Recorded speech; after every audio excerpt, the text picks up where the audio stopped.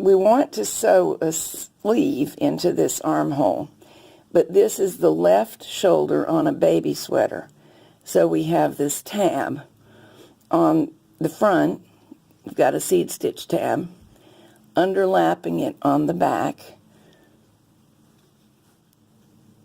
We have a ribbed tab, and we've discussed the reasons that I suggested using those two kinds of stitches, though there are other choices that can be made. But all we need to do now is make sure that those tabs completely overlap, and we're going to use another kind of seam, not one you normally use on knits. I'm going to whip stitch these edges together, and here's why. I want them to be securely together so I can sew the sleeve in, but I want to know that the stitches that I make are out of the way of the actual area where I'll be seaming. We don't want to accidentally get a look at them, and this needs to be securely together. And this is convenient. I have a yarn tail here that needs weaving in, and I was using a yarn tail from the end of the tab to do my seaming. So now I can knot those together and weave them both in.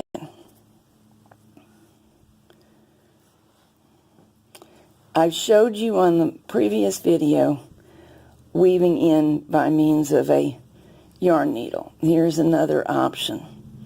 And in this case, because I want to be able to work on the seam edge, I'm going to weave both of these into the underlapping tab near the edge of it. Just pick up strands of yarn. I think I can pull them both through at once.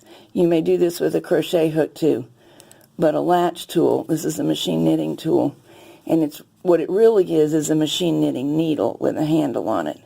It does a nice neat job.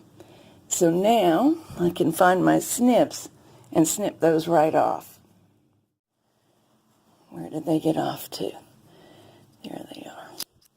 Oh, 2 down, several to go. But every one that disappears, things get neater. Let's double check that I've got this right. It likes to twist and turn and confuse you. And I think for the purpose of sewing in my sleeve, I will make matters simpler, not let this tab get away and twist the armhole around like that. Later we're going to put snaps on it. So here's my armhole ready to go. And here's my sleeve ready to go into it. And to do this, in my opinion, the best way is to turn the sweater inside out. Now take note. Because of our overlap, of course, there are 2 layers some places, but you don't have to do a lot of work to figure out where the top of the seam or top of the armhole is, because it's exactly opposite the bottom of the armhole. Now here I have my sleeve in its entirety with a seam at the bottom edge. So when I insert it into the armhole and align the seam with the very bottom of the armhole, that is the sleeve of the seam, everything's positioned correctly. Now I'm going to go off camera and put in a few safety pins to hold it for us. Okay, double check before you proceed. The right sides should be touching. And what we have is stitches running one direction on the sleeve and the other direction on the outer part of the garment, the main part of the garment. Here's the bottom of the armhole, and that's where I'm going to start.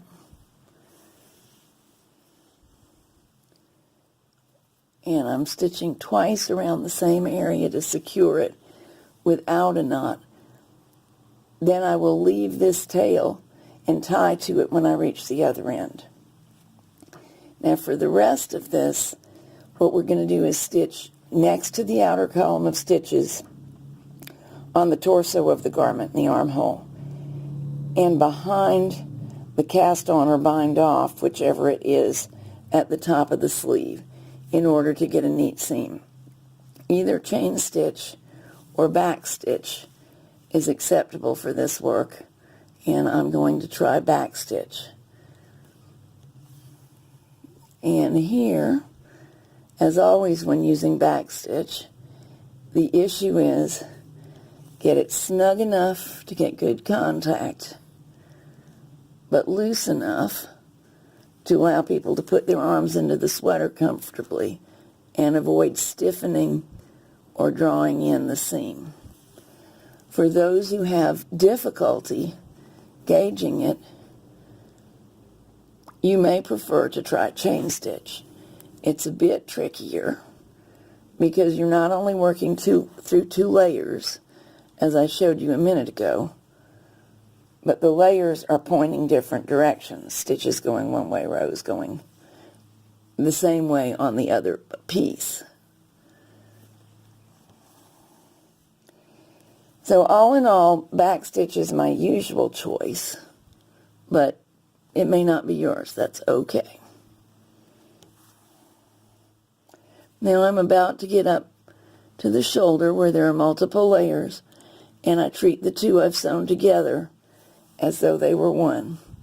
And I'm not terribly worried about how it aligns on the interior of the sweater, as long as with my fingertip on my left hand, I'm trying to feel that I'm getting the seam in the correct place with reference to the parts that will show.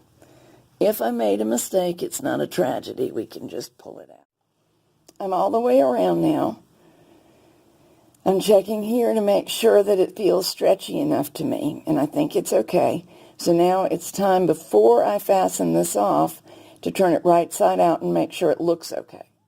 It's pretty good, but I did make one mistake right there. See where my thumb is pointing? You can see that I'm right next to the column of stitches, just as I should be, except there. So I will pull it back out as far as I need to correct that. Everywhere else is great, but there's no way to correct that one stitch without undoing some. And then it will look like this side, which is the goal. You can do the pulling out of stitches from either side, from inside or from outside, but I will say that if you can make it work for you from outside, then you know exactly where to stop. It's easier to see your boo-boo, in other words.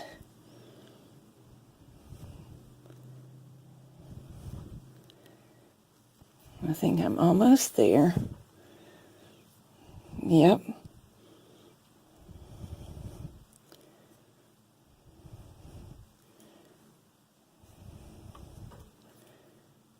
Okay, I will thread up my yarn needle and finish that correctly off camera.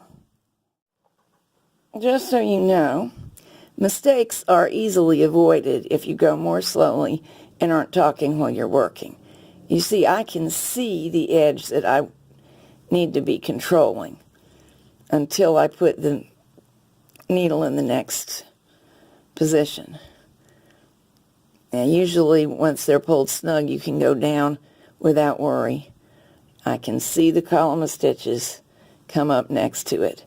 So that was an artifact of trying to work with the camera and talk to you at the same time.